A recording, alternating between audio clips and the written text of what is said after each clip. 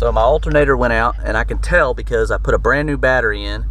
You can see right here I'm getting a message, and the message could be either your battery is bad or your alternator is bad. Well, I have a new battery, and so you should see when you start your truck and you give it a little gas, that needle right there should move, and it didn't. What happened on the way to work the other day is that this did not stay charged, the battery didn't, and it just started going down and down until eventually everything just quit working. But luckily I made it. So what we're going to do is we're going to replace the alternator.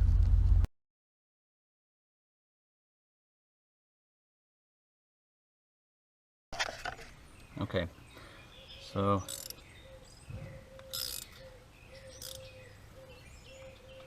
you're going to take your, and you pull up, and what it does, it'll loosen that belt. Loosen it pretty good to where you should be able to start. Now what I'm going to have to do is probably use a socket to loosen that up. There we go.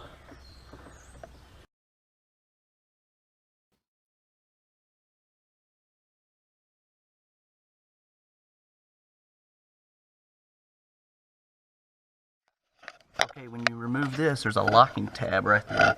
So what you're going to have to do is you're going to have to, it'll be hard for you to hold this. There we go, and you just take that screwdriver and pop that out. And then the next thing you're going to do, we're just going to loosen this guy right there.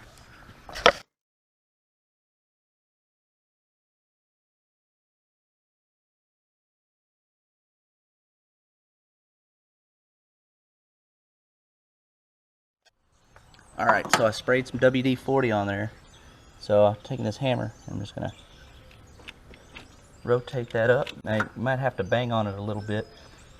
I don't know if I recommend you doing that with the new one.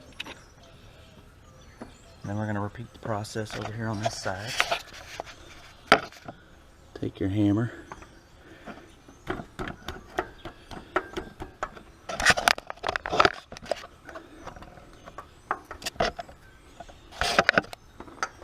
There we go.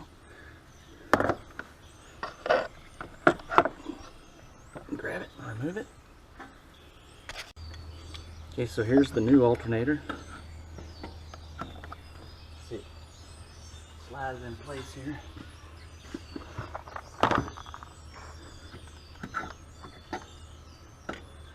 Now you'll notice that this one slid in pretty good right here. So what I'm going to do is I'm going to take and I'm going to just lightly tap the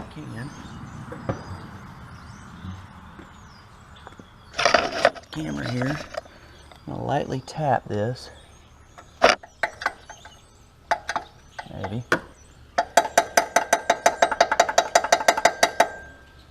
And then see if that alternator will slide in a little better.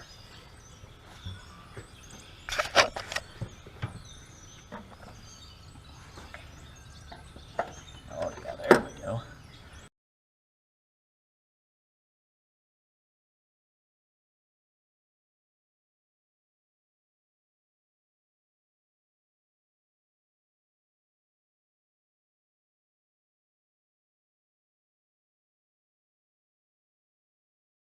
Alright, this is our diagram right here. And so what we're going to do is we're going to start here. It goes up, goes around this tensioner pulley, right? So that's the part right here. Then it goes underneath this one, up over the alternator, over to this one, and then back underneath the main one, and it'll complete the loop there. Okay, I didn't videotape this part because this was a pain in the butt. And just when I thought I didn't do it right, I ended up doing it right, because where I ran into the problem was right here. I thought that was too close.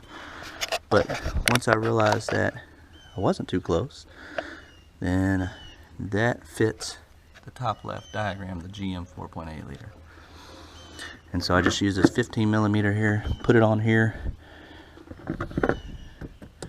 And once you get it all kind of buttoned in, you just kind of pull that towards you.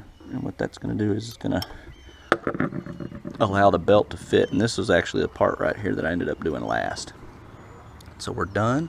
We're gonna put the battery, we're gonna hook the battery back up, we're gonna start it up, and we're gonna see what we got.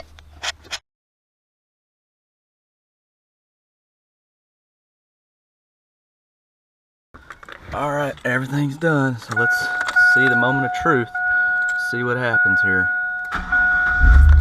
Ah, and you see the volts, look at that right there, going up. And that's the way it should be right there. So we're gonna let it run for a little bit. Let's go check it out.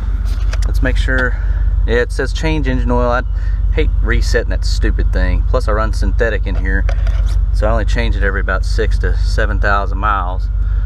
And that's our little baby sugars. But anyway, enough of that corny crap. Let's get back to the man stuff. Here we go. Everything's running good. Looks good. I had a little corrosion down there, but we kind of cleaned that up. Double check, make sure you don't have any tools. Everything's tightened up. Running good. Hope this helped, guys.